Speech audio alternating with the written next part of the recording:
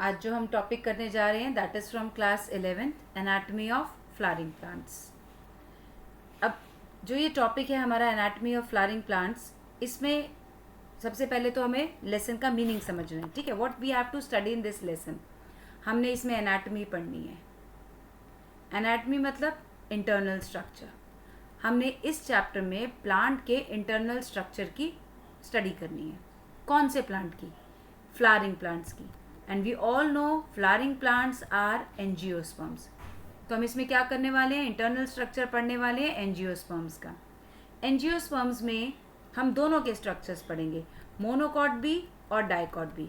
यानी कि हम मोनोकॉट की रूट, स्टेम, लीफ, इन स्ट्रक्चर्स के बारे में स्टडी करेंगे और सिमिलरली हम डाइकॉट की भी रूट, स्टेम और लीफ, इन स्ट्रक्चर्स के बारे में स्टडी करने वाले हैं। जब हम स्टडी करेंगे इन स्ट्रक्चर्स की तो हम देखेंगे कि इनमें स्ट्रक्चरल डिफरेंस काफ़ी ज़्यादा है। मतलब मोनोकॉट में रूट, स्टेम, लीफ तीनों के अलग अलग स्ट्रक्चर्स हैं। डाइकॉट में भी रूट, स्टेम, लीफ तीनों के अलग अलग स्ट्रक्चर्स हैं। इसके साथ साथ अगर हम मोनोकॉट और डाइकॉट को कंपेयर करें तो मोनोकॉट की रूट, डाइकॉट की रूट में कुछ डिफरेंसेस हैं। सेम मोनोकॉट की स्टेम और डाइकॉट की स्टेम में भी कुछ डिफरेंसेस हैं। लीफ के स्ट्रक्चर्स भी दोनों के अलग अलग हैं। There are certain things that are common, but definitely कुछ कुछ डिफरेंसेस भी हैं। डिफरेंसेस किसी भी जगह पर हमें डिफरेंसेस क्यों देखने को मिलते हैं? Differences are mostly related to adaptations. ठीक है, जो वेरिएशंस हमको शो होती हैं that is because of diverse environment के लिए जो एडेप्टेशंस प्लांट शो करते हैं उसकी वजह से। तो चलिए एक एक करके हम इन स्ट्रक्चर्स को स्टडी करते हैं। ठीक है, तो एनाटमी जब हम स्टडी कर रहे हैं इंटरनल स्ट्रक्चर, तो प्लांट के अगर हम इंटरनल स्ट्रक्चर को देखेंगे तो हम उसमें मोस्टली क्या देखेंगे? हम उसमें मोस्टली देखेंगे सेल्स, टिश्यूज़।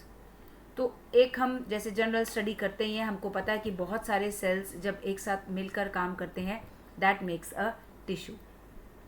बहुत सारे tissues together makes a tissue system. Similarly tissue systems they work together in an organ and various organs collectively form an organ system. और फिर बहुत सारे ऑर्गन सिस्टम मिलके एक ऑर्गेनिज्म बनाते हैं। तो अगर हम इस प्लांट के बारे में बात करें तो बहुत सारे सेल्स मिलकर टिश्यूज़ बना रहे हैं। ये टिश्यूज़ को हम दो कैटेगरीज में स्टडी करेंगे, परमानेंट और मेरिस्टेमेटिक। अब टिश्यूज़ मिलकर बना रहे हैं हमारा टिश्यू सिस्टम। ठीक है, बहुत सारे टिश्यूज़ हैं, टिश्यू सिस्टम बना रहे हैं।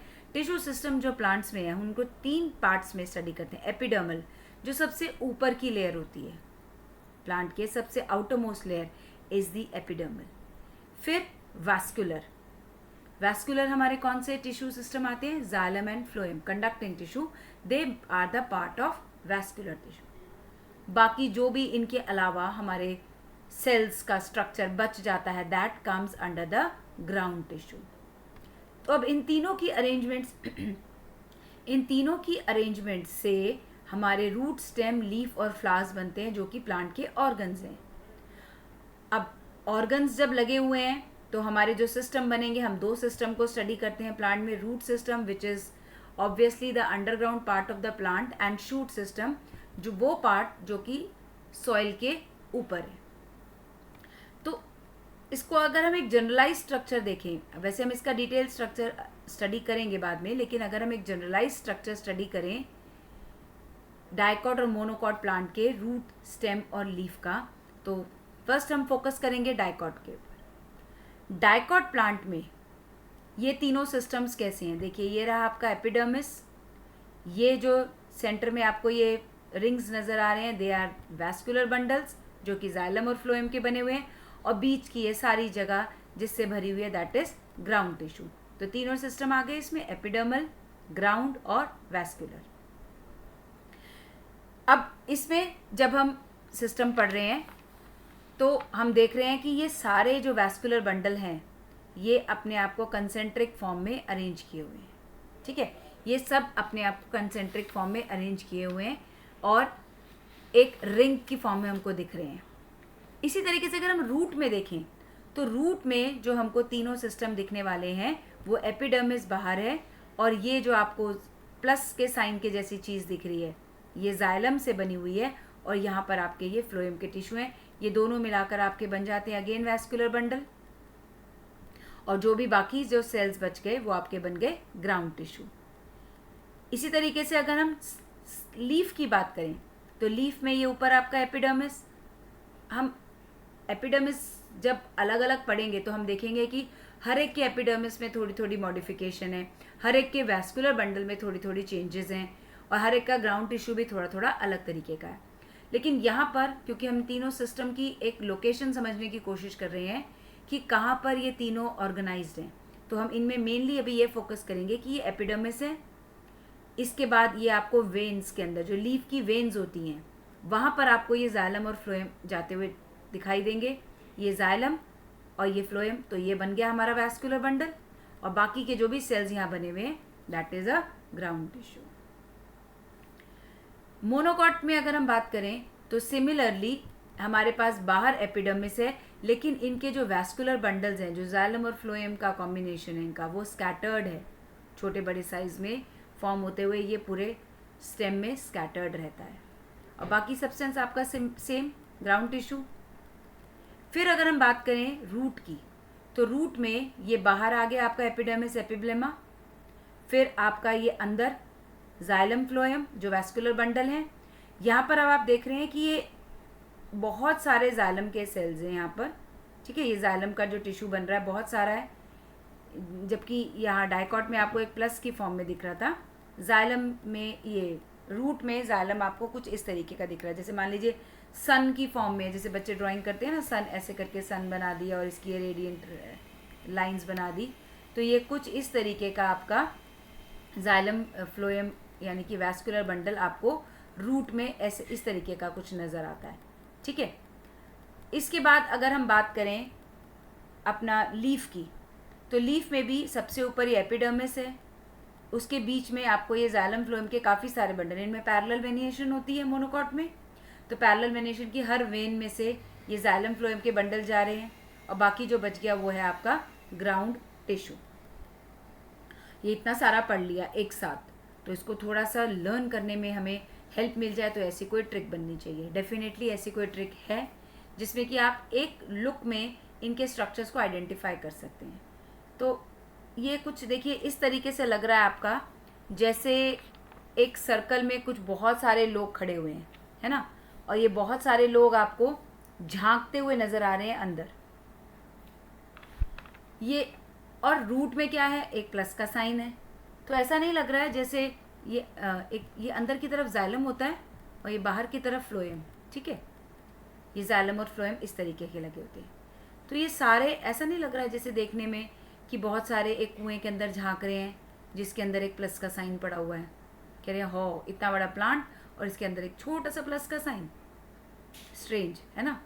जबकि मोनोकॉट में कैसा है, मोनोकॉट की रूट में देखिए इतना बड़ा सन पड़ा हुआ है जिसकी इतनी तेज़ रोशनी निकल रही है, उस रोशनी को रोकने के लिए हमने इसके ऊपर एक चादर डाल दी, बहुत सितारों से भरी हुई चादर डाल दी, चुन्नी डाल दी, कवर कर दिया सितारों से भरी हुई, ठीक है। तो इस तरीके से हम इसको एक फ़नी वे है थोड़ा लर्न करने का कि डाइकॉट में ये जो हमारे वैस्कुलर बंडल हैं ये प्रॉपरली अरेंज्ड हैं, और इनकी रूट में जो जाइलम है वो एक प्लस की फॉर्म में है। वेरएज मोनोकॉट में जो वैस्कुलर बंडल्स हैं वो पूरी तरह से स्कैटर्ड हैं, और रूट में इसकी जो वैस्कुलर बंडल है वो एक सन की फॉर्म में है, ठीक है। और लीफ में कैसा है, क्योंकि इसमें एक मिड रिब है तो हम यहाँ पर एक सेंटर में शो कर रहे हैं, जबकि पैरेलल वेनेशन में बहुत सारी वेन्स हैं एक साथ, तो हमने ये ज़्यादा सारे शो कर दिए, ठीक है। तो यहाँ तक हमें ये समझ में आ गया कि कैसे हमारा टिश्यू सिस्टम अरेंज्ड है।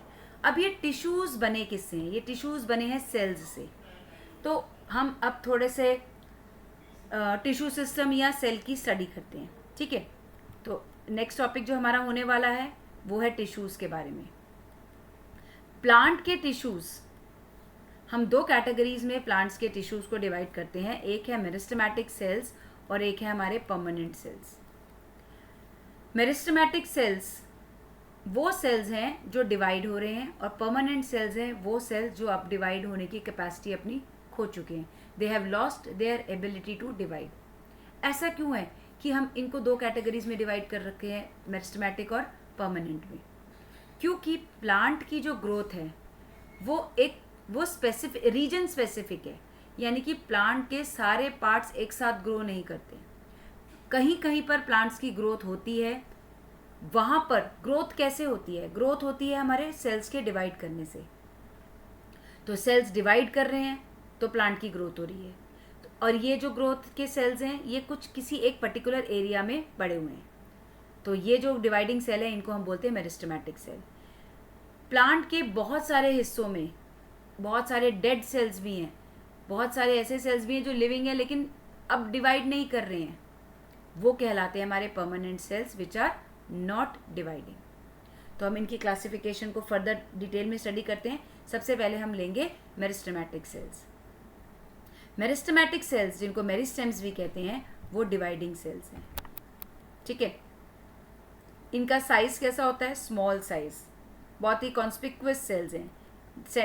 साइटोप्लाज्म इनका काफ़ी डेंस रहता है. डेंस साइटोप्लाज्म होगा तभी ये डिवाइड कर पाएंगे. साइटोप्लाज्म ही कम हो जाएगा तो कैसे डिवाइड करेंगे? बहुत सारे प्लाज्मोडेस्मेटा हैं. तो प्लाज्मोडेस्मेटा क्या है?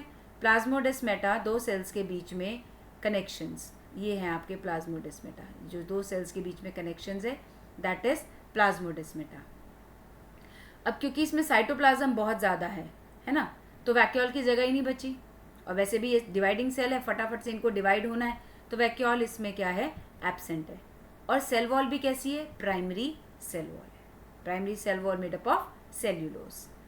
ये तो फीचर है हमारे मेन मेरिस्टेमेटिक टिश्यू के कि मेरिस्टेमेटिक टिश्यूज जो डिवाइडिंग सेल्स हैं उनके जनरल फीचर्स कैसे होंगे.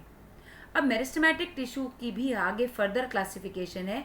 फर्दर क्लासिफिकेशन में मेरिस्टेमेटिक टिश्यू को हम डिफ्रेंशिएट कर सकते हैं प्राइमरी टिश्यूज़ में और सेकेंडरी टिश्यूज़ में. मतलब primary meristems and secondary meristems. Primary meristems कौन से मेरिस्टेम्स हैं? जो प्लांट के पास फ्रॉम द बिगनिंग है, शुरू से प्लांट के पास है. जब प्लांट बन रहा है, इनिशियल स्टेज में है, यंग प्लांट, वेरी स्मॉल, तो उसके पास जो टिश्यूज़ प्रेजेंट होंगे वो होंगे प्राइमरी मेरिस्टेमेटिक टिश्यू. और जो बाद में लेटर ऑन स्टेजेस में बनेंगे वो कहलाएंगे आपके सेकेंडरी मेरिस्टेम्स. ठीक है. तो ये जो प्राइमरी मेरिस्टेम है ये प्लांट के पास शुरू से है, और सेकेंडरी मेरिस्टेम जो है वो बाद में आएंगे. बाद में कहाँ से आएंगे? Permanent tissues.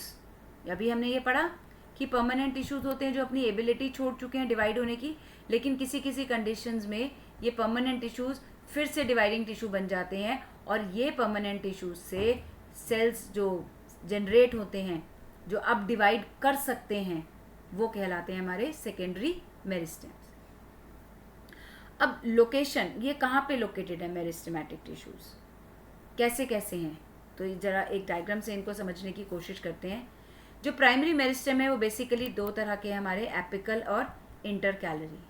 जबकि सेकेंडरी मेरिस्टेम जिनको हम लेटरल मेरिस्टेम्स भी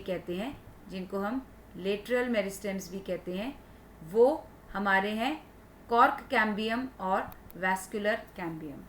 ये कहाँ पर हैं? इनकी अब लोकेशन हम देखते हैं प्लांट में कि लोकेशन के हिसाब से ये क्या है. एपिकल मेरिस्टेम्स आपको मिलते हैं प्लांट्स के टिप्स पर, एपिक्स पर. एपिक्स से वर्ड आया एपिकल. तो ये प्लांट की टिप्स पर मिलेंगे. कहाँ है टिप? एक ऊपर है और एक नीचे है यहाँ पर, यानी कि ऊपर से शूट सिस्टम को ग्रो करने के लिए शूट एपिकल मेरिस्टेम, और रूट सिस्टम की टिप पर पाए जाने वाला है रूट एपिकल मेरिस्टेम. तो यहाँ पर ये डिवाइडिंग सेल्स हैं जो प्लांट की लेंथ इंक्रीज करते हैं, प्लांट की ग्रोथ करवाते हैं. ये प्लांट को इस तरीके से इंक्रीज करेगा, और रूट एपिकल मेरिस्टेम प्लांट को इस तरीके से इंक्रीज करेगा. ठीक है. तो this will make the plant grow taller. दोनों साइड से स्टेम भी टॉल हो जाएगी और रूट भी टॉल हो जाएगी. इंटरकैलरी कहाँ है? इंटरकैलरी आपके ये नोड्स के पास प्रेजेंट रहते हैं. इंटरकैलरी ज़्यादातर आपको मोनोकॉट्स में मिलते हैं, ग्रासेस में मिलते हैं.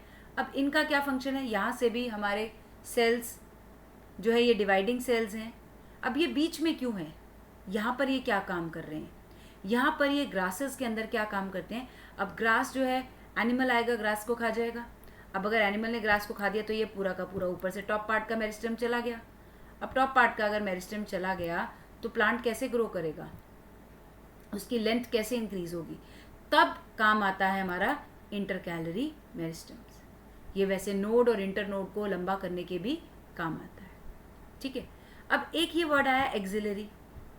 एक्सिलरी मेरिस्टम्स क्या है, जब ये एपिकल मेरिस्टम से ग्रोथ हो रही है, ठीक है।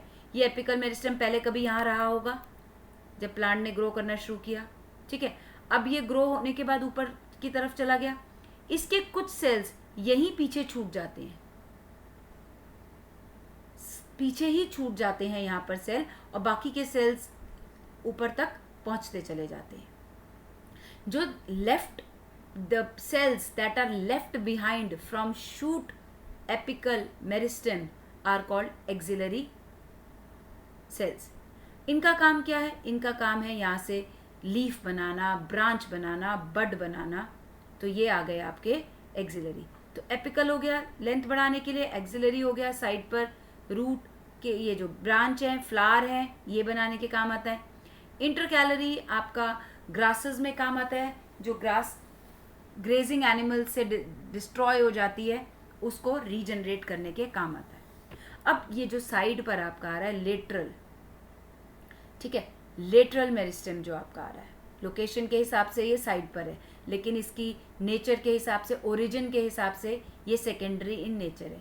सेकेंडरी मतलब ये जब प्लांट हुआ था यंग तब नहीं है, या इसके यंग पार्ट्स में नहीं है, it will always be in the older parts. As the plant grow old then this part develops.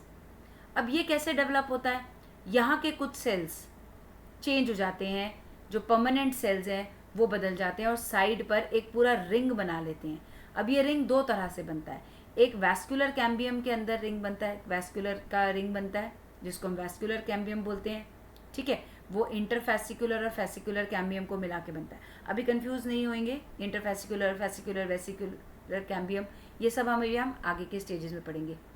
But लेकिन आप यहाँ पर ये समझेंगे जो लेटरल कैम्बियम है वो दो रिंग में है, एक थोड़ा अंदर है, ठीक है, वो कहलाता है आपका वैस्कुलर कैम्बियम जो वैस्कुलर बंडल के साथ एसोसिएटेड है, और एक आपका बहुत ओल्ड प्लांट्स में बाहर की तरफ कॉर्क कैम्बियम। यहाँ पर तो आपको लॉन्गिट्यूडनल सेक्शन दिख रहा है इसलिए आपको इसकी लेंथ नज़र आ रही है, लेकिन अगर आप इसका ट्रांसवर्स सेक्शन ऐसे काटेंगे तो आपको ये सर्कल की फॉर्म में नज़र आएगा। तो lateral cambium is a secondary cambium जो कि बाद में डेवलप होता है, ठीक है। तो ये लोकेशन और ओरिजिन की फॉर्म में हमने मेरिस्टेमेटिक टिश्यू की क्लासिफिकेशन कर ली। अब अभी हमने ये बोला कि परमानेंट टिश्यू अपनी एबिलिटी, एक मिनट, यहाँ पर हम एक बार इसका डायग्राम जो हमारी एनसीईआरटी में दे रखा है एपिकल और रूट शूट मेरिस्टम का, एक बार हम उसको देखते हुए चलेंगे क्योंकि this is an important diagram. Important तो खैर सारे ही डायग्राम है, but this diagram is important क्योंकि इज़ बहुत कंफ्यूजिंग डायग्राम देखने में लगता है। So we are going to study this, labelling भी इसकी समझेंगे कैसे होती है। तो सबसे पहले हम जो बात कर रहे हैं वो है रूट एपिकल मेरिस्टम की। तो ये रूट एपिकल मेरिस्टम है। रूट एपिकल मेरिस्टम में जो आप ये सबसे अंदर का एरिया देख रहे हैं, ये सेंट्रल सिलेंडर है जिसमें कि आपका जाइलम, फ्लोएम, वेसल ये सब है, ये जिसको कि हम ये हल्का सा कलर दे रहे हैं जिससे आपको ये सेंट्रल सिलेंडर नज़र आ जाए, ठीक है। ये वैस्कुलर बंडल्स इसके अंदर हैं, ये सेंट्रल सिलेंडर हो गया। इसके बाद इसके बाहर की लेयर में हमारे आ गए कॉर्टेक्स के सेल। ये मैं ग्रीन कलर से थोड़ा सा कॉर्टेक्स को रिप्रेजेंट कर रही हूँ। You must have your NCERT in front of you so that you can compare, ठीक है। जब तक कंपेयर करके नहीं पढ़ेंगे तो आपको समझ में नहीं आएगा, एनसीईआरटी सामने रखेंगे तो आपके लिए बेटर रहेगा। ये हो गया आपका कॉर्टेक्स। अब यहाँ पर जो आपको ये वाला एरिया नज़र आ रहा है कॉर्टेक्स की एंड पर, ठीक है, ये जो कॉर्टेक्स की एंड पर आपको ये एरिया नज़र आ रहा है, यहाँ पर आपके प्रेजेंट होंगे रूट एपिकल मेरिस्टम्स। ये जो बहुत सारे डॉट्स हैं, डिवाइडिंग सेल्स हैं, they are root apical meristem. अब पहले अंदर सेंट्रल सिलेंडर, फिर कॉर्टेक्स और उसके बाद आपका आ गया बाहर का एपिडर्मिस वाला, ठीक है, तो प्रोटोडर्म कहेंगे इसको।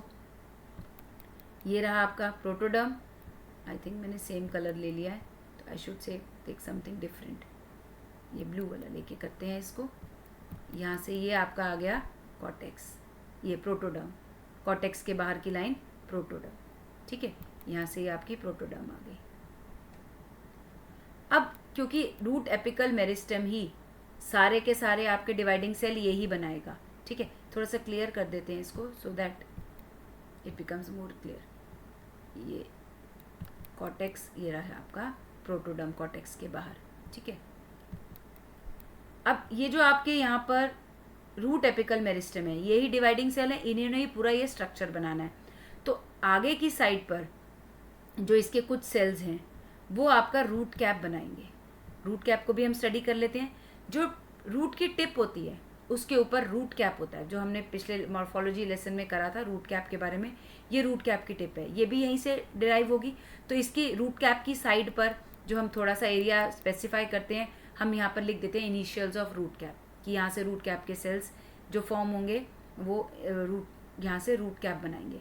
ये सेल्स के बाकी आप सीनियर क्लासेस में जब इसको फर्दर स्टडी करेंगे तो आप यहाँ पर इन सेल्स के अलग अलग नाम और लेयर्स भी मिलेंगी आपको, बट यहाँ पर हमारे लिए इतना सफिशिएंट है कि रूट एपिकल मेरिस्टेम के बाहर की साइड रूट कैप बनाने के लिए इनिशियल्स ऑफ रूट कैप है, और अंदर की साइड ये दोनों चीज़ें यही बनाएगा। सेंट्रल सिलेंडर भी इसी ने बनाना है और कॉर्टेक्स भी इसी ने बनाना है। तो हम यहाँ पर जो एरो आपको शो हो रही है, यहाँ पर इनिशियल्स ऑफ सेंट्रल सिलेंडर है और यहाँ पर इनिशियल्स ऑफ कॉर्टेक्स है, यानी कॉर्टेक्स की लेयर में कॉर्टेक्स बनाएगा और जो सेंट्रल सिलेंडर की साइड की लेयर में सेल्स हैं इसके वो सेंट्रल सिलेंडर बनाएंगे। तो I hope this is clear. And now moving on to the shoot apical meristem, जो आपकी स्टेम की टिप में पाया जाता है। तो this is shoot apical meristem. ये रहा आपका प्लांट की टिप सबसे ऊपर। यहाँ पर आपके हैं ग्रोइंग सेल्स, मेरिस्टेमेटिक सेल्स जो है आपके शूट एपिकल मेरिस्टेम। अब ये शूट एपिकल मेरिस्टम्स धीरे धीरे डिवाइड होते जाएंगे और यहाँ से बनती जाएगी छोटी छोटी लीव्स, जिनको हम बोलते हैं लीफ प्राइमोडिया। ये हमारा बन गया लीफ प्राइमोडिया। अब ये सेल ने यहाँ से छोटे से लीफ प्राइमोडिया बनाए, ये आगे की तरफ इसकी लेंथ बढ़ गई, तो आगे जाकर ये और छोटे से लीफ प्राइमोडिया बनाएगा। जो पीछे छूटते जाएंगे उनसे ये बड़ी बड़ी आपकी लीव्स बनती चली जाएंगी। इसी से ही पीछे भी आपके सेल्स छूट रहे हैं जो ऑक्सिलरी बड्स बना रहे हैं, और यहाँ पर आपके क्या बन रहे हैं, वैस्कुलर टिश्यू। सो आपका ये क्लियर हो गया root apical meristem and shoot apical meristem. अब कुछ टर्म्स हैं जो वैसे तो आपके ऐसे बुक में अलग से नहीं है लेसन में, but you should learn and understand the meaning of few terms which will help you in understanding the concepts better. Differentiation, एक वर्ड जो हमारे पास आ रहा है, that is differentiation. Differentiation का क्या मतलब है? स्पेशलाइजेशन होना, ठीक है। ये प्राइमरी मेरिस्टेम्स, हमको मालूम है कि मेरिस्टेम्स ही डिवाइड करेंगे, यही डिवाइडिंग सेल्स है, इन्हीं से ही हमारे परमानेंट सेल्स बनेंगे, है ना। परमानेंट सेल्स खुद तो डिवाइड नहीं कर सकते, तो हमारे मेरिस्टेमेटिक सेल्स डिवाइड करके परमानेंट टिश्यूज को जन्म देंगे। तो जो ये प्रोसेस है जिसमें प्राइमरी मेरिस्टेम से परमानेंट टिश्यूज फॉर्म हो रहे हैं, उस प्रोसेस को हम बोलते हैं डिफरेंशिएशन।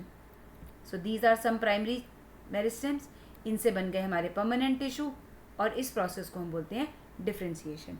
जैसे कि हम ये कह सकते हैं कि पेरेन्काइमा के सेल्स डिफरेंशिएट होकर के बना रहे हैं एपिडर्मिस। एपिडर्मिस हमारा परमानेंट टिश्यू से बन गया, और हमारे जो प्राइमरी मेरिस्टेम है वो क्या हो गया, पेरेन्काइमा के सेल्स। अब डी डिफरेंशिएशन, अभी हमने बात करी थी, जैसे कैम्बियम जो हमारा बन रहा है, कॉर्क कैम्बियम बन रहा है, वैस्कुलर कैम्बियम बन रहा है, वो बनता परमानेंट टिश्यू से। कैसे परमानेंट टिश्यू से बनता है? परमानेंट टिश्यू तो अपनी डिवाइडिंग कैपेसिटी खो चुके हैं। अब ये परमानेंट टिश्यूज वापस से अपनी डिवाइडिंग कैपेसिटी रीगेन करेंगे और बन जाएंगे सेकेंडरी मेरिस्टेम, ठीक है। ये बन जाएंगे हमारे सेकेंडरी मेरिस्टेम, जो कि आगे दूसरे सेल्स बना सकेंगे। तो डिफरेंशिएशन का उल्टा हो रहा है, यहाँ पर मेरिस्टेम से परमानेंट बन रहे हैं, यहाँ पर उल्टा हो रहा है, परमानेंट से मेरिस्टेम बन रहे हैं, लेकिन ये बाद में बने हैं मेरिस्टेम। अभी हमने पीछे डिस्कस किया था इसकी क्लासिफिकेशन में, जो बाद में बनेंगे लेकिन परमानेंट से बनेंगे मेरिस्टेम, वो कहलाएंगे सेकेंडरी मेरिस्टेम। तो सेकेंडरी मेरिस्टेम में हमारे कौन कौन से आ गए? कॉर्क कैम्बियम और वैस्कुलर कैम्बियम। ये कॉर्क कैम्बियम और वैस्कुलर कैम्बियम बने किससे? कौन से सेल्स ने कॉर्क कैम्बियम बनाया, कौन से सेल्स ने वैस्कुलर कैम्बियम बनाया? तो कॉर्क कैम्बियम हमारा बना कॉर्टेक्स के सेल से और वैस्कुलर कैम्बियम हमारा बना मेड्यूलरी रेज से। ठीक है, तो डिफ्रेंशिएशन मतलब मेरिस्टेमेटिक से परमानेंट बनना, डी डिफ्रेंशिएशन मतलब परमानेंट से वापस मेरिस्टेम बनना, लेकिन नाम चेंज होकर हो जाएगा सेकेंडरी मेरिस्टेम। अब थर्ड टर्म हमारी आती है रीडिफ्रेंशिएशन, यानी कि यही चीज़ दोबारा करना, डिफ्रेंशिएशन को दोबारा करना, रीडिफ्रेंशिएशन। तो रीडिफ्रेंशिएशन में हमारे जो सेकेंडरी मेरिस्टेम है, जो अभी यहाँ पर बने हैं, ये वाले कॉर्क कैम्बियम और वैस्कुलर कैम्बियम, ये वाले सेल्स अब डिवाइड होकर के कुछ नए परमानेंट सेल्स बनाएंगे, जिनको हम सेकेंडरी टिश्यूज़ कहते हैं। जैसे कॉर्क कैम्बियम से बनेगा secondary cork cortex, vascular cambium से बनेंगे सेकेंडरी जाइलम और सेकेंडरी फ्लोएम। तो ये थोड़ी सी टर्म्स मिसलीडिंग है, मतलब कंफ्यूजन हो जाती है। So it should be clear, differentiation, D differentiation and redifferentiation. अब हम चलते हैं अपने परमानेंट टिश्यूज वाले में। मेरिस्टेमेटिक खत्म, जो डिवाइडिंग वाले थे, apical, lateral, intercalary, vascular cambium, cork cambium और एक्सिलरी, ये हमने कर लिया। ये तो डिवाइडिंग सेल्स हैं, अलग अलग लोकेशंस में पड़े हुए हैं। और कैसे होते हैं इनका स्ट्रक्चर? छोटे सेल्स होते हैं, विदाउट वैक्यूल होते हैं, डेंस साइटोप्लाज्म होता है, थिन सेल वॉल होती है। तो ये तो इनके फीचर्स हो गए, कैसे दिखते हैं। अब हमारा जो नेक्स्ट टॉपिक आएगा वो होगा हमारा परमानेंट टिश्यू का। परमानेंट टिश्यू कौन से होते हैं? परमानेंट टिश्यू वो टिश्यू होते हैं which have lost their ability to divide. अब ये डिवाइड नहीं हो सकते। ठीक है, हमने देखा है बाद में कभी कभी उसमें हो जाता है डी डिफ्रेंशिएशन भी, लेकिन जब हम परमानेंट टिश्यूज़ पढ़ रहे हैं तो वो परमानेंट है, उनको अपनी ज़िंदगी का काम मिल चुका है। ठीक है, मेरिस्टेम से बहुत सारे सेल्स बने थे जो अब डिसाइड कर चुके हैं कि हमारा काम क्या है, हम परमानेंट हो गए हैं। तो अब ये अपने लिए इनका स्ट्रक्चर और फंक्शनल की स्पेशलाइजेशन इनको मिल गई है, इनको पता है हमने क्या करना है, हम एक जनरल कैटेगरी में नहीं पड़े रहेंगे। तो परमानेंट टिश्यू जो है वो भी दो कैटेगरी में आते हैं, वो आपके simple tissue and complex tissue. Simple tissue वो टिश्यू जो एक ही तरह के सेल से बनते हैं, ठीक है, और कॉम्प्लेक्स टिश्यू जिसमें एक से ज़्यादा तरीके के सेल्स लगे होते हैं। इसीलिए आपने देखा होगा कि ये लेसन में हमने टिश्यू से स्टार्ट किया, सेल से नहीं किया, क्योंकि सेल्स और टिश्यू इन दोनों में ऑलमोस्ट सेम है। अगर हम सेल की बात कर रहे हैं तो वही वाले सेल मिलकर के टिश्यू बना रहे हैं, अगर हम टिश्यू की बात कर रहे हैं तो उनके एक ही तरह के सेल्स हैं। तो अगर हम यहाँ पर पेरेन्काइमा के बारे में बात कर रहे हैं तो इसका मतलब है जो पेरेन्काइमा का टिश्यू बना हुआ है वो पेरेन्काइमा के सेल्स से ही बना हुआ है, यानी कि ये सिंपल है। Only parenchyma cells will make parenchyma tissue, only collenchyma cells will make collenchyma tissue and only sclerenchyma cells will make sclerenchyma tissue. तो अब आपके तीन टिश्यूज जो हैं वो सिंपल टिश्यू में आ गए, parenchyma, collenchyma and sclerenchyma. Complex में एक से ज़्यादा, जाइलम के अंदर सिर्फ जाइलम के सेल नहीं है, जाइलम के अंदर 4 टाइप्स ऑफ सेल्स हैं, वेसल्स, ट्रेकीज, पेरेन्काइमा, फाइबर। ऐसे ही फ्लोएम के अंदर भी 4 तरह के सेल्स हैं, sieve tube, companion cell, parenchyma, fibre. ये सब का कॉम्बिनेशन बन करके जाइलम और फ्लोएम बन रहा है। तो इसलिए हम इनको बोलते हैं कॉम्प्लेक्स और इनको बोलते हैं हम सिंपल। अब सिंपल को हम एक एक करके स्टडी करते हैं। पहले हम बात करेंगे पेरेन्काइमा के बारे में। इस लेक्चर में हम कोशिश करेंगे परमानेंट टिश्यूज़ तक हम ख़त्म करेंगे और नेक्स्ट लेक्चर्स में हम स्टार्ट करेंगे अपना इंटरनल स्ट्रक्चर की ये कैसे अरेंज्ड है। ठीक है, तो पेरेन्काइमा के अगर हम सेल्स के बारे में बात करते हैं तो पेरेन्काइमा के सेल्स लिविंग इन नेचर है, they are not dead, living है। दे आर मोस्ट एबंडेंट, सबसे ज़्यादा पाए जाने वाले पेरेन्काइमा के सेल्स हैं। अभी अगर जब हम इनका इंटरनल स्ट्रक्चर पढ़ेंगे तो आप देखेंगे जगह जगह पे भर भर के पेरेन्काइमा पड़ा हुआ है। पेरेन्काइमा के सेल्स की शेप कैसी है भाई? इसकी तो बहुत वेरियस शेप्स हैं, क्योंकि इतनी सारी जगह पे पड़ा हुआ है तो हर जगह के लिए एक अलग तरीके की शेप इसको चाहिए होगी। तो इसकी मॉडिफिकेशन है कि इसकी बहुत सारी तरह की शेप्स हैं। एक्चुअली 5 तरह की शेप्स हैं, polygonal, oval, round, elongated and spherical. तो पॉलीगोनल मतलब बहुत सारे ऐसे एजेस हैं इसके इस तरीके से, ओवल मतलब ऐसे, राउंड गोल, इलोंगेटेड कुछ ऐसे ट्यूब की फॉर्म में ऐसे लंबा, स्फेरिकल भी आपका राउंडेड इन नेचर आता है। तो इसकी 5 स्टेज जो शेप्स हैं उनको याद करने के लिए there is a trick, pores, polygonal, oval, round, elongated and spherical. तो इस ट्रिक से आप इसके 5 शेप्स को याद रख सकते हैं। पैरेन्काइमा के सेल सबसे सिंपल सेल है और बने हुए होते हैं इनकी सेल वॉल सेल्यूलोज के साथ। इंटरसेल्यूलर स्पेसेस बहुत कम, स्मॉल इंटरसेल्यूलर स्पेसेस, ठीक है, they have very small intercellular spaces. अब पैरेन्काइमा के फंक्शंस क्या हैं? पैरेन्काइमा के फंक्शंस हैं सिक्रीशन करना, किस किस चीज़ की? गम, टेनिन और रेजिन्स की। स्टोरेज करना, बहुत सारी चीज़ों को ये स्टोर कर सकता है, ठीक है। और फोटोसिंथेसिस करना भी पैरेन्काइमा का काम है, ठीक है। पैरेन्काइमा के सेल्स के अंदर क्लोरोफिल होता है, ठीक है, क्लोरोप्लास्ट होता है जिसके अंदर क्लोरोफिल होता है, तो ये फोटोसिंथेसिस कर सकता है। तो पैरेन्काइमा का जो सेल फोटोसिंथेसिस कर सकता है उसको हम क्लोरोप्लास्ट कहते हैं, ठीक है। तो ये हुआ है आपका पैरेन्काइमा के सेल्स। अब हम बात करेंगे कॉलनकाइमा के सेल्स। कॉलनकाइमा टिश्यू जो है वो कॉलनकाइमा के सेल से बना है। कॉलनकाइमा आपको रूट में नहीं मिलता, मोनोकॉट्स में तो मिलता ही नहीं है, तो ये सिर्फ डाइकॉट की स्टेम में आपको मिलेगा। मोनोकॉट में ना रूट में है ना स्टेम में, और कॉलनकाइमा डाइकॉट की रूट में भी नहीं है। ये आपको ज़्यादातर यंग स्टेम्स में मिलेगा, यंग लीफ में मिलेगा, पिटियोल के जस्ट बिलो दी एपिडर्मिस।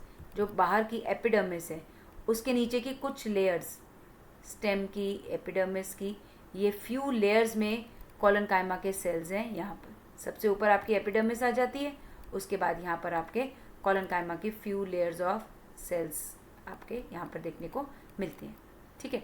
और ये कंटिन्यूस एक लेयर में भी हो सकते हैं और कहीं कहीं पे इनके पैचेस भी हो सकते हैं, एक ग्रुप में यहाँ है फिर एक ग्रुप में यहाँ हो गया, तो ऐसे ये पैचेस की फॉर्म में भी हो सकते हैं और यूनिफॉर्म लेयर में भी हो सकते हैं। ये तो थी इनकी लोकेशन। अब इसकी शेप की बात करते हैं। तो शेप इसकी कैसी है? ओवल, स्फेरिकल एंड पॉलीगोनल, ठीक है,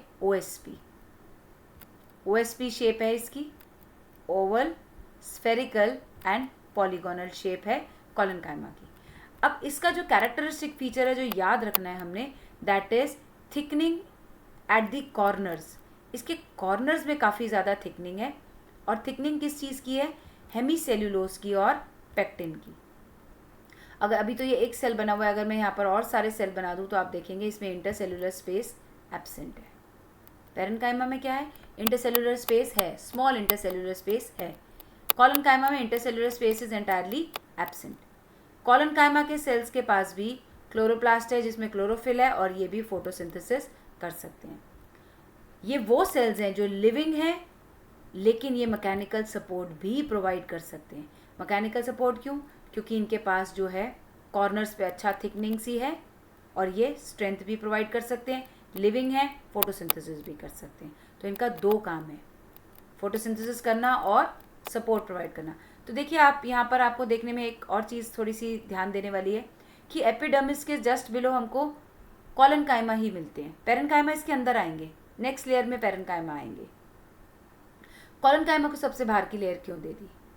कॉलनकाइमा को सबसे बाहर की लेयर इसलिए दे दी क्योंकि ये फोटोसिंथेसिस कर लेगा और प्लांट को स्ट्रेंथ भी प्रोवाइड करेगा। अगर पैरेन्काइमा बाहर होता, बिल्कुल आउटर लेयर पे पैरेन्काइमा, तो वो मैकेनिकल सपोर्ट के लिए इनसफिशिएंट रहता, इसलिए कॉलनकाइमा को बाहर की जगह दी गई, तो ये मैकेनिकल सपोर्ट भी प्रोवाइड करता है। Coming to the third one, sclerenchyma, ये है आपके डेड सेल्स, ठीक है, ये ही है आपके डेड। ये डेड क्यों है? क्योंकि इनके अंदर लिग्निन की बहुत ज़्यादा डिपोजिशन रहती है। जैसे अंदर आपको प्लाज्मा मेम्ब्रेन दिख रही है, बाहर सेल वॉल है, तो सेल वॉल और प्लाज्मा मेम्ब्रेन के बीच में लिग्निन काफ़ी अच्छे से डिपॉजिट हो जाता है, और लिग्निन की डिपोजिशन से सब जानते हैं कि सेल विल बिकम डेड। और मतलब पूरा सेल डेड नहीं होता, इसमें कहीं कहीं पे आपको यहाँ पर पिट्स एंड होल्स भी नज़र आते हैं। अब फॉर्म, ओरिजिन, स्ट्रक्चर और डेवलपमेंट के बेसिस पर स्क्लेरेन्काइमा को दो क्लासेस में क्लासीफाई करा जा सकता है। एक है इसके फाइबर्स और एक है इसके स्क्लेरीड्स। फाइबर्स कैसे हैं? लॉन्ग सेल्स, और ये टेपरिंग एंड्स के साथ हैं, ग्रुप्स में प्रेजेंट होते हैं। इनके अंदर भी पिट्स हैं, ठीक है। इनकी वॉल्स भी क्या है? लिग्निफाइड वॉल्स हैं। जबकि स्क्लेराइड्स कैसे हैं? देखो ये थोड़ा सा ओवल शेप में है, ओवल या स्फेरिकल हो सकता है, लेकिन इनमें डिपोजिशन जो लिग्निन की है बहुत ज़्यादा है। देखो लिग्निन अंदर तक आया हुआ है काफ़ी ज़्यादा, जिसकी वजह से इसका जो ल्यूमेन है वो बहुत नैरो हो गया। और ये मतलब जैसे स्टोन सेल्स भी इनको बोलते हैं, क्योंकि थोड़ा सा ग्रिटीनेस देते हैं, पत्थर जैसे छोटे छोटे कंकर हैं। तो ये उन फ्रूट्स में आपको देखने को मिलता है जिनके की टेस्ट में आपको ग्रिटीनेस फील आती है, जैसे गुआवा, पियर। जब हम गुआवा या पियर खाते हैं तो हमको एक दरदरापन सा फील होता है। That is because of presence of these sclereid in the pulp. ये स्क्लेराइड उनके पल्प में होते हैं, जिसकी वजह से हमको ये फील होता है। अब ये पल्प, फलों के पल्प के साथ साथ लेग्यूम्स के सीड कोट में भी आपको स्क्लेरीड्स मिलते हैं। टी की लीव्स में, नट्स की फ्रूट की वॉल्स में, यहाँ पर सब आपको स्क्लेरीड के सेल्स मिलेंगे। तो हमने कर लिया simple permanent tissue, parenchyma, collenchyma and sclerenchyma. इसके बाद अब हम आते हैं कॉम्प्लेक्स टिश्यू में। कॉम्प्लेक्स टिश्यू हमने डिस्कस किया था, दो फॉर्म के हैं। दो complex tissues are two, xylem and phloem. तो जाइलम और फ्लोएम को कॉम्प्लेक्स क्यों कहते हैं? क्योंकि ये more than one type of cell से बने हैं, और ये सारे सेल्स मिलकर एक इकट्ठे सिंगल यूनिट की तरह काम करते हैं, अलग अलग नहीं है, मतलब मिलके इन्होंने काम करना है। अब जाइलम के कौन कौन से सेल्स हैं? जाइलम के 4 सेल्स हैं, parenchyma, xylem fibre, xylem vessels and xylem tracheids. ये 4 तरह के सेल से मिलके बनता है जाइलम। जाइलम का रोल क्या है? वाटर और मिनरल्स की कंडक्शन करना और प्लांट को मैकेनिकल सपोर्ट प्रोवाइड करना। अभी आप देखेंगे कि ये जो पेरेन्काइमा है, this is the only living cell in the xylem. बाकी ये तीनों जो हैं ये डेड हैं, ठीक है। तो भैया डेड हो गए, निर्दयी, अब इनमें दिल ही कहाँ है? तो ये किस काम आएंगे? ये सिर्फ सपोर्ट देने के काम आएंगे। तो conduction of water and mechanical support, ये जाइलम के 2 काम हैं। अब जिम्नोस्पर्म के पास वेसल्स भी नहीं होते, ठीक है। जिम्नोस्पर्म्स के पास वेसल्स भी नहीं होते। एक एक करके तीनों की हम स्टडी करते हैं। पेरेन्काइमा स्टडी करना सबसे आसान है, क्योंकि हम पेरेन्काइमा को भी पढ़ के आए हैं। जाइलम का parenchyma same, round shape, thin walled, made up of cellulose, और वही है स्टोर कर सकता है किसको? फैट्स को, स्टार्च को, टेनिन को। लेकिन इसके अलावा ये सब तो कॉमन फीचर्स हैं जो अभी हमने ऊपर डिस्कस किए हैं। इसके अलावा इसका एक काम है radial conduction of water. Xylem में वैसे ज़्यादातर पानी इस तरीके से जाएगा, लेकिन अगर साइड्स पर पानी जाना है, रेडियल ही पानी जाना है, तो who is responsible for this side conduction of water? This is because of xylem parenchyma. तो xylem parenchyma radial conduction of water के लिए इम्पॉर्टेंट है। अब बात करते हैं फाइबर्स की। फाइबर्स स्क्लेरीड के, हम इसमें स्क्लेरीड वाली सारे फीचर्स बढ़ेंगे, क्योंकि जाइलम फाइबर्स जो है, फाइबर्स अभी हमने पढ़ा 2 फॉर्म के होते हैं। स्क्लेरेन्काइमा हमने पढ़ा 2 फॉर्म के होते हैं, एक फाइबर और एक स्क्लेरीड्स। तो यही हो गया आपका। तो यहाँ पे हम स्क्लेरेन्काइमा को ही पढ़ेंगे। लिग्निफाइड है, इलोंगेटेड है, टेपरिंग एंड है, और इनका जो ल्यूमेन है वो डेड है पूरी तरह से। तो क्या काम करेंगे? ये मैकेनिकल सपोर्ट काम करेंगे। ये रहे आपके फाइबर्स, एक के साथ एक रखे हुए हैं। Septate and aseptate, septate भी हो सकते हैं और ए सेप्टेट, मतलब इनके बीच में सेप्टा नहीं भी हो सकता और इनके बीच में सेप्टा हो भी सकता है, ठीक है। अब बात करते हैं ट्रेकीड्स की। ट्रेकीड्स थोड़ा सा आप डिफरेंट तरीके से है, इसको हम ध्यान से पढ़ेंगे। ट्रेकीड्स ये इलोंगेटेड है और ये भी लिग्निफाइड है, ठीक है। एंड मेन है ये फ्लावरिंग प्लांट्स में। फ्लावरिंग प्लांट में जो मेन कंडक्शन ऑफ वाटर है that is because of tracheids.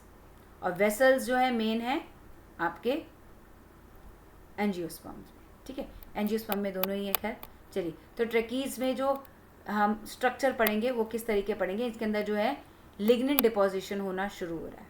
तो अलग अलग तरीके से अलग अलग शेप से लिग्निन इसमें डिपॉजिट है। तो थोड़ा सा हम इसको देख लेते हैं कैसे लिग्निन डिपॉजिट है। अगर लिग्निन एक रिंग की फॉर्म में डिपॉजिट होना शुरू हुआ है, ठीक है, इसमें रिंग्स हैं लिग्निन के, then it will be called as annular tracheid. अगर ये स्पायरल की फॉर्म में खूब सारा लिग्निन डिपॉजिट है, then it is called as spiral tracheid. फिर बहुत सारा लिग्निन डिपॉजिट हो गया और बीच बीच में कहीं कहीं पे छूट गया, तो मतलब इतना ज़्यादा लिग्निन हो गया कि पूरा का पूरा भरा हुआ है। This is the most lignified cell here, और इसमें पिट्स रह गए सिर्फ, तो इसको बोलते हैं पिटेड। इसमें वाटर की मूवमेंट इज थ्रू द पिट्स। अब हमारा जो थर्ड कैटेगरी आती है यहाँ पर वो है वेसल्स, ठीक है। पेरेन्काइमा, फाइबर, ट्रैकीड्स, और अब हमारे वेसल्स में। वेसल्स कैसे हैं ये देखिए, लॉन्ग सिलेंड्रिकल ट्यूब लाइक। अब ये एक वेसल एलिमेंट है जो दूसरे वेसल एलिमेंट के ऊपर रखा हुआ है ऐसे, ठीक है। ये एक वेसल का सेल है, ये दूसरे के ऊपर रखा हुआ है। इसकी भी वॉल्स बहुत ज़्यादा लिग्निफाइड है, ठीक है। इसके अंदर सेंट्रल कैविटी है, और ये क्योंकि लिग्निफाइड है तो इसलिए ये डेड हो गया। अब इनके जो मेंबर्स हैं, यानी कि एक सेल जो है ये वेसल का, ये दूसरा सेल है, ये एक दूसरे से ज्वाइन होकर के पूरा का पूरा ट्यूब लाइक स्ट्रक्चर्स फॉर्म कर देते हैं। अब एक सेल जब दूसरे सेल के ऊपर पड़ा हुआ है तो इनके बीच में ये कॉमन प्लेट है। इस कॉमन प्लेट में भी आपको पोर्स देखने को मिलते हैं, परफोरेशंस देखने को मिलती हैं, होल्स देखने को मिलते हैं।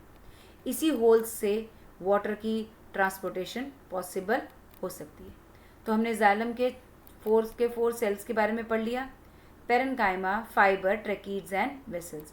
अब हम बात करेंगे कि पेरेन्काइमा जब जाइलम बनता है, तो अभी हमने पढ़ा था कि मेरिस्टेम से सेल बन रहे हैं।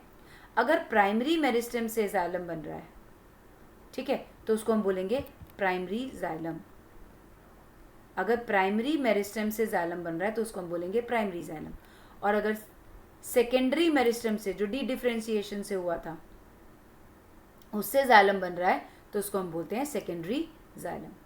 अब प्लांट की शुरू से ही मेरिस्टेम्स हैं, मेरिस्टेम से बनते जा रहे हैं जाइलम फ्लोएम, ठीक है। अगर शुरू में जाइलम बन रहा है, ठीक है, इनिशियल स्टेजेस में जाइलम बन रहा है, तो उसको हम बोलते हैं प्रोटोजाइलम। उसको हम क्या बोलते हैं? प्रोटोजाइलम। और अगर वो लेटर स्टेजेस में फॉर्म हो रहा है तो उसको हम बोलते हैं मेटाजाइलम। फ़र्क क्या है प्रोटोजाइलम और मेटाजाइलम में? सिर्फ साइज़ का फ़र्क है। जब प्राइमरी मेरिस्टेम से शुरू के सेल्स बन रहे हैं तो वो प्रोटोजाइलम है, उनके जो मेंबर्स हैं वो छोटे छोटे होते हैं।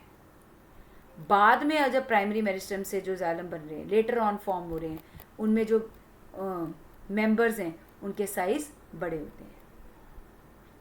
अब ये कैसे लगे हुए होते हैं, कहाँ पर ये प्रेजेंट होते हैं, तो इनको ज़रा हम देखते हैं। प्रोटोजाइलम और मेटाजाइलम प्लांट्स की रूट और स्टेम में कैसे लगे हुए हैं। यहाँ पर आप ये देखेंगे कि अगर हम रूट्स की बात करें तो ये बाहर की तरफ आपको प्रोटोजाइलम दिख रहे हैं और अंदर की तरफ आपको ये मेटाजाइलम दिख रहे हैं। स्टेम में उल्टा है, मेटाजाइलम बाहर है, प्रोटोजाइलम अंदर है, ठीक है। अब प्रोटोजाइलम अगर बाहर है, हम प्रोटो के नाम को ही इम्पॉर्टेंट लेते हैं, ठीक है। प्रोटो बाहर को हम बोलते हैं एग्जिट, है ना, कहीं से भी बाहर निकलते हैं तो हम बोलते हैं एग्जिट। तो अगर प्रोटो बाहर है तो इस तरीके की अरेंजमेंट को हम एग्ज आर्च कंडीशन कहते हैं। इस तरीके के अरेंजमेंट को हम क्या कहते हैं? एग्ज आर्च कंडीशन, क्योंकि इसमें प्रोटो क्या है? बाहर की साइड है, एक्सटीरियर साइड पे है। एक्सटीरियर साइड पे प्रोटोप्लाज्म है, प्रोटोजाइलम है, तो उसको हम एग्जार्च कहते हैं। ये रूट में होता है। अब रूट का कैसे याद रखें? ये तो याद रख लिया कि एग्जार्च में एग्स आउट, प्रोटो आउट। हम बात प्रोटो की करते हैं, मेटा को इम्पोर्टेंट नहीं दे रहे हैं, ठीक है। तो एग्जार्च में प्रोटो आउट है, लेकिन ये रूट में हमको ये कैसे याद रहेगा? हम कंफ्यूज ना हो जाएं कि स्टेम में एग्जार्च है या रूट में एग्जार्च है। तो एग्जार्च कंडीशन रूट में है। आप देखते हैं ना, डॉक्टर्स जब भी प्रिस्क्रिप्शन लिखते हैं तो मेडिकल के स्टूडेंट्स हैं हम सब, तो ये वाला टर्म तो हमको मालूम होना चाहिए। प्रिस्क्रिप्शन पे हम RX लिखते हैं सबसे पहले, तो इस RX से हम याद रखेंगे कि RX मीन्स रूट में एग्जार्च कंडीशन में है और एग्जार्च कंडीशन में प्रोटोजाइलम बाहर है। और इसका सब उल्टा यहाँ पर हो गया। एंडार्क कंडीशन हमको स्टेम में मिलेगी जिसमें प्रोटोजाइलम इन होगा। तो हम अगर एक चीज़ को याद रख लें तो दूसरी चीज़ हम उसके कंपैरिजन में रिवर्स कर सकते हैं। Or x root exarch, exarch में प्रोटो बाहर, तो एंडार्च में प्रोटोजाइलम इनसाइड। ठीक है, moving on to the next complex tissue that is phloem. अब फ्लोएम जो है यहाँ पर देखिए फिर से जिम्नोस्पर्म्स के साथ जाती हुई है। ठीक है, जिम्नोस्पर्म को ना तो सीव ट्यूब मिले ना इनको कंपेनियन सेल मिले। सीव ट्यूब के बदले इनको क्या मिल रहा है? सीव सेल्स। कंपेनियन सेल के बदले इनको क्या मिल रहा है? Albuminous cell. लेकिन अभी हम जो एंजियोस्पर्म के स्ट्रक्चर पढ़ रहे हैं फ्लोएम का, तो हम एंजियोस्पर्म के बारे में ज़्यादा पढ़ेंगे। बस हमने कंपेयर कर लिया कि जिम्नोस्पर्म में क्या नहीं है। तो फ्लोएम के पास हमारे ये 4 तरह के सेल्स होते हैं, phloem parenchyma, companion cells, sieve tube और फ्लोएम फाइबर। अभी यहाँ फ्लोएम फाइबर नहीं बनाए क्योंकि फ्लोएम फाइबर आपको सेकेंडरी स्टेजेस में देखने को मिलता है।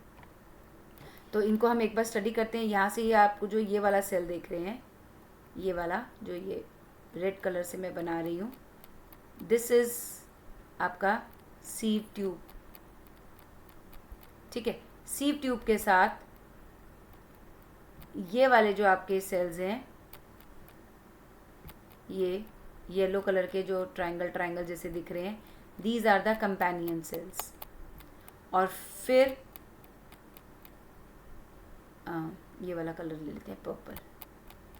जो ये पर्पल कलर से बने बाहर, ये ग्रीन से बनाए हुए लेकिन पर्पल से इसको शेड कर रहे हैं, दीज आर फ्लोएम पेरेन्काइमा।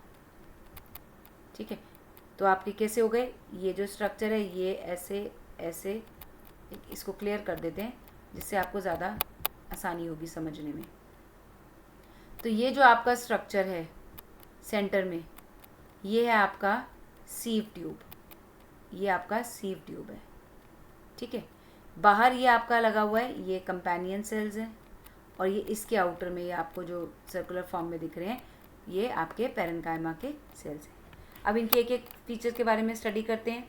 तो सबसे पहले तो पेरेन्काइमा ही पढ़ लेते हैं क्योंकि पेरेन्काइमा आसान है, सबके जैसे सेम सा स्ट्रक्चर है, इलोंगेटेड, टेपरिंग, सिलेंड्रिकल और डेंस साइटोप्लाज्म, न्यूक्लियस इसमें है, प्लाज्मोडेस्मेटा कनेक्शंस हैं जो हमने मेरिस्टेम्स में पढ़े थे, प्लाज्मोडेस्मेटा कनेक्शंस इसमें हैं। ठीक है, सेल्यूलोज की सेल वॉल है, और ये स्टोर क्या कर सकते हैं? स्टोर करेंगे रेजिन, लेटेक्स और म्यूसिलेज। तो इसमें फ्लोएम पेरेन्काइमा में सारे के सारे पेरेन्काइमा वाले फीचर्स हैं, तो it makes us easy to learn parenchyma. Next आपका आता है सीव ट्यूब। ये आपका मेन यहाँ पर सेल है, सेंटर में लॉन्ग ट्यूब लाइक स्ट्रक्चर, जिसके ऊपर ये जो प्लेट रखी हुई है जिसके अंदर बहुत सारे होल्स हैं, सीव प्लेट बोलते हैं इसको। इसको सीव प्लेट क्यों बोलते हैं? इसका नाम सीव प्लेट क्यों पड़ा? इसका नाम सीव प्लेट इसलिए पड़ा क्योंकि आपको याद होगा, आपने जूनियर क्लासेस में सीविंग का प्रोसेस पढ़ा था। सीविंग में आपने क्या किया था? छोटे और बड़े पार्टिकल्स को एक छन्नी में डालकर अलग किया था, सीव, दैट इज़ कॉल्ड एज सीव। वो जो बहुत सारे होल्स वाली आपकी प्लेट रहती है, तो क्योंकि यहाँ पर भी बहुत सारे होल्स हैं, प्लेट है, तो इसको हम सीव प्लेट कह देते हैं। तो इसके ऊपर और नीचे की साइड पर सीव प्लेट है, जहाँ कर की बात की नीचे ऐसे ही आपके दूसरे सेल्स भी लगे हुए हैं, इंटर कनेक्टेड। ठीक है, ये आपके इंटर कनेक्टेड सीव सेल्स लगे हुए हैं। सीव ट्यूब एलिमेंट आपके ये देख रहे हैं, इसके बीच में आपका ये लार्ज सेंट्रल वैक्यूल है। सेंट्रल वैक्यूल लार्ज होने की वजह से जो इसका साइटोप्लाज्म है वो साइड पर शिफ्ट हो गया। अब वैक्यूल इतना बड़ा है, साइटोप्लाज्म साइड पे है, बेचारे के पास न्यूक्लियस की जगह ही नहीं बची। ठीक है, तो प्लांट सेल में ये हमने सेल पढ़ा जिसके पास न्यूक्लियस नहीं है। ये लिविंग सेल है लेकिन इसके पास न्यूक्लियस नहीं है। क्यों नहीं है न्यूक्लियस? भाई इतना बड़ा तो इसमें वैक्यूल है, सारा काम इसको करना है, साइटोप्लाज्म भी इतना पतला सा रखा हुआ है जो बाहर की तरफ निकल गया है, तो इसके पास न्यूक्लियस की जगह है ही नहीं। और एक सेल से दूसरे सेल के अंदर ये आपको साइटोप्लाज्मिक स्ट्रैंड्स नज़र आएंगे। ठीक है, साइटोप्लाज्मिक स्ट्रैंड्स हैं ये आपके। ये इस लेसन में नहीं है, आपके आने वाले अगले लेसन्स में है। ठीक है, लेकिन हम यहीं पर इसके स्ट्रक्चर को ख़त्म करेंगे। ये आपके साइटोप्लाज्मिक स्ट्रैंड्स हैं यहाँ पर काफ़ी सारे। अब इसके पास तो सेल नहीं है, न्यूक्लियस नहीं है, इस सेल के पास तो न्यूक्लियस नहीं है, तो बेचारा क्या करेगा? काम तो करना है इसको, न्यूक्लियस वाला काम इसका कौन करवाएगा। तो यहाँ पर इसको एक साथी दिया गया, एक कंपेनियन दिया गया। ये आपका साइड पर आ रखा है कंपेनियन सेल। तो ये कंपेनियन सेल इसका साथी का काम करेगा और अपना न्यूक्लियस इसके साथ शेयर करेगा। तो this is the companion cell which is associated with the sieve tube. ठीक है, ये आपका पेरेन्काइमेटस है, पेरेन्काइमा का बना हुआ सेल है। कंपेनियन सेल का नेचर क्या है, पेरेन्काइमा है। Closely associated with sieve tube है। इसमें पिट फील्ड्स हैं, आप ये देख रहे हैं गैप्स छूटे हुए हैं ताकि इनमें से आपस में कनेक्शन रहे। ये काम कैसे करता है, ये इसके अंदर के प्रेशर ग्रेडियंट को मेंटेन करने का काम करता है। प्रेशर ग्रेडियंट मेंटेन रहेगा तभी इसके अंदर से फूड की ट्रांसपोर्ट होनी ईजी हो जाएगी। Phloem is responsible for transport of food. तो यहाँ पर प्रेशर ग्रेडियंट बनाने के लिए कंपेनियन सेल रिस्पॉन्सिबल है। अब लास्ट में आते हैं ये आपके फाइबर्स, ये जो लॉन्ग लॉन्ग फाइबर्स हैं इधर साइड पे। ठीक है, ये फाइबर्स आपके प्राइमरी फ्लोएम में नहीं होते, सेकेंडरी फ्लोएम में होते हैं, इसलिए कभी कभी आपको डायग्राम्स के साथ ये फ्लोएम्स नहीं दिखाए जाते। अब ये फ्लोएम डेड हैं और प्रोवाइड करेंगे mechanical strength to the plant. ठीक है, दे आर स्क्लेरेनकाइमेटस, डेड है लिग्निन से हैं तो स्क्लेरेनकाइमेटस बने होंगे। तो स्क्लेरेनकाइमेटस सेल्स हैं, स्क्लेरेनकाइमा के बने हुए लिग्निन डिपोजिशन है, लंबे हैं, ज़्यादातर अनब्रांच्ड रहते हैं, नीडल लाइक हैं और इनकी थिक सेल वॉल है। अब इनकी कमर्शियल इंपॉर्टेंस बहुत ज़्यादा है, इकोनॉमिकल इंपॉर्टेंस इनकी बहुत ज़्यादा है कि ये फ्लेक्स, जूट और हेम्प के जो हम फाइबर्स इस्तेमाल करते हैं for making ropes, that is obtained from phloem fibre. तो इस फ्लोएम फाइबर को हम बास्ट फाइबर भी कहते हैं। ठीक है, तो ये बास्ट फाइबर भी हमारे जो हैं वो फ्लोएम फाइबर हैं और इनकी इकोनॉमिकल इंपॉर्टेंस है। जूट, हेम्प और फ्लेक्स में ये हम यूज़ करते हैं। अब जो हमारे जाइलम फाइबर्स हैं उनको हम इस काम के लिए नहीं ला सकते, फ्लोएम फाइबर्स ही हम इसको यूज़ करते हैं। नेक्स्ट जो हमारा टॉपिक आ रहा है that is types of phloem. This is the last topic जो हम करने जा रहे हैं, टाइप्स ऑफ फ्लोएम। जैसे हमने पढ़ा था जाइलम 2 तरह के होते हैं, ऐसे ही फ्लोएम भी हमारे 2 तरह के हैं, प्राइमरी फ्लोएम और सेकेंडरी फ्लोएम। प्राइमरी फ्लोएम आपके प्राइमरी मेरिस्टम से मिलके बनते हैं। वैसे ही है, जो जल्दी पहला बनेगा वो प्रोटोफ्लोएम और जो बाद में बनेगा वो मेटाफ्लोएम। लेकिन फ्लोएम की इतनी इंपॉर्टेंस नहीं है। एग्जार्च और एंडार्च कंडीशंस जो हमने पढ़ी हैं वो जाइलम को लेके ही पढ़ी हैं और जाइलम में भी हमने ध्यान किसको रखा है, प्रोटोजाइलम को। फ्लोएम के बारे में हमें कुछ नहीं पढ़ना कि फ्लोएम का कैसे लगा हुआ है। सेकेंडरी फ्लोएम आपका वही है सेकेंडरी मेरिस्टम से। ठीक है, तो अभी हमने सारे के सारे सेल्स और टिश्यूज़ के बारे में पढ़ लिया। अब ये सारे सेल्स और टिश्यूज़ हमारी लीफ, स्टेम और रूट में कैसे लगे हुए हैं, this we are going to study in our upcoming lectures and I hope कि you all have liked this lesson. आपको टॉपिक समझ में आया है अच्छे से और इसके बाद आपको डेफिनेटली अपनी एनसीईआरटी रीड करनी है और एनसीईआरटी रीड करने के बाद do like, share and subscribe my channel and god bless you all. Happy learning, bye bye.